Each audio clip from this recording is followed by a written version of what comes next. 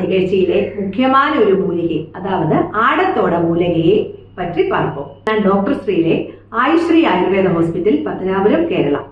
ஆடத்தோட செடி முழுமையாக மருத்துவ குணம் கொண்டுள்ளது.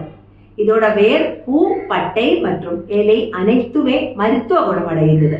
குறிப்பாக ரெஸ்பிரேட்டரி நோய்கள் ஆயுர்வேத மருத்துவத்தில் மிக முக்கியமான ஒரு பொருள் இது ஒன்று.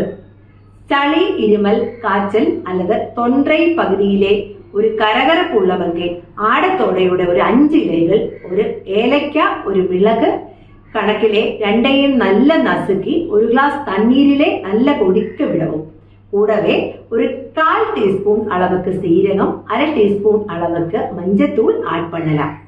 இதை நல்ல கொதிக்க வச்சு ஒரு கிளாஸ் தண்ணீரே 20 மில்லி வரத்துக்கு வடிகட்டி நல்ல வெதுவெதுப்பான சூடிலே காலை உணவுக்கு முன்னாடி குடிக்கணும்.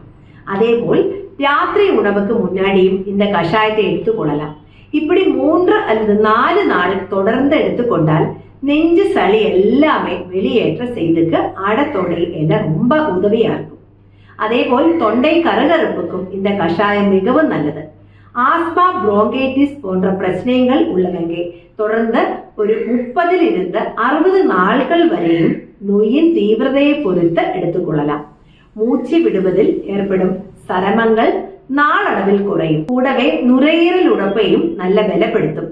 நுரையீரல் இருக்கக்கூடிய கழிவுகள், நச்சுகள் எல்லாத்தையும் வெளியேற்ற செய்யக்கூடிய முக்கியமான மூலிகை இலையை ஆடாத்தோடையும் ரொம்ப முக்கியமான ஒன்று. இந்த இலைகளை பார்த்தா நம்ம உடம்பிலே நோய் எதிர்ப்பு தன்மையை பல மடங்கு அதிகமாக்கக்கூடிய முக்கியமான மூலிகை. ஏன்னா இதில் இருக்கக்கூடிய வேதிப்பொருட்கள், ஆன்டி ஆக்சிடென்ட்ஸ் எல்லாமே இந்த ஒரு நோய் தொற்று பாதிப்பும், குறிப்பா எந்த ஒரு வைரல் தொற்று பாதிப்பும் ஏற்படாமல் தடுக்கக்கூடிய ரொம்ப உதவியா இருக்கும். அதே போல் புற்றுநோய் செல்லோட வளர்ச்சியை தடுக்கும்.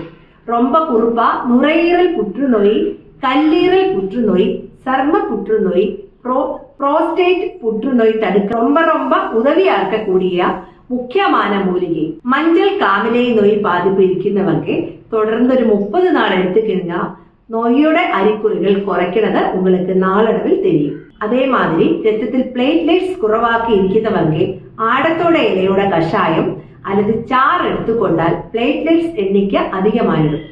ஆடத்தோட இலைகள், மிளகு, ஏலக்காய் மற்றும் அதிமதுரம் சேர்த்து கஷாயம் வைத்து கொடுப்பது தொடர்ந்து இருமல் நல்ல கட்டுப்பாடுகளுக்கு வரும். இது கூட தாலீச பத்ராதியும் சேர்த்து கொள்ளலாம். 5 முதல் 12 வயசு உள்ளவங்க 10 மில்லி போதும். ஆடத்தோடை, அதிமதுரம் மற்றும் சித்தரத்தா கஷாயமும் இருமல் குணமாக சிறந்தது. இதோட இலைகள் தண்ணீர் போட்டு குளிச்சா உடலில் ஏற்படும் வலி எல்லாமே போயிடும். அடிக்கடி சளி, இருமல், காய்ச்சல், நோய் எதிர்ப்பு தன்மை குறைவாக இருக்கிறவங்க கண்டிப்பா ஆடத்தோட இலைகள் பயன்படுத்த வேண்டும். உங்களோட சந்தேகங்கள் வாட்ஸ்அப் மூலமா கேட்டுக்கொள்ளலாம். இனி ஒரு நிகழ்ச்சியில் சந்திக்கும் வரைக்கும் நன்றி, வணக்கம்.